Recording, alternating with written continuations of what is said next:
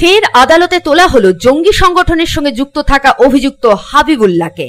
বাংলাদেশে নিষিদ্ধ জঙ্গি সংগঠনের সঙ্গে যুক্ত থাকার অভিযোগে ধৃত কাকসার মোহাম্মদ হাবিবুল্লাহকে রবিবার ফের দুর্গাপুর আদালতে তোলা হয়। এদিন তার জামিন নামঞ্জুর করে পরবর্তী শুনানি পর্যন্ত জেল হেফাজতে রাখার নির্দেশ দেওয়া হয়।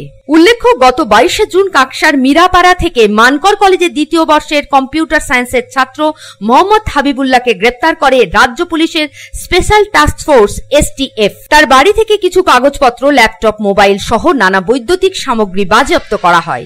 তাকে নিয়ে যাওয়া হয় কাকসা থানায়। বাংলাদেশের নিষিদ্ধ জঙ্গি সংগঠন আনসার আল ইসলামের শাহাদাত মডিউলার সঙ্গে যুক্ত থাকার অভিযোগ রয়েছে তার বিরুদ্ধে। গত 23 জুন ধৃতকে দুর্গাপুর আদালতে তোলা হলে 14 দিন পুলিশি হেফাজতে রাখার নির্দেশ দেওয়া হয়। এরপর তাকে কলকাতায় নিয়ে যায় STF। পুলিশি হেফাজতের মেয়াদ শেষ হওয়ার পর রবিবার ফের আদালতে তোলা হয় হাবিবুল্লাহকে। দুর্গাপুর থেকে সাধন রুজের রিपोर्ट, पब्लिक टाइम्स।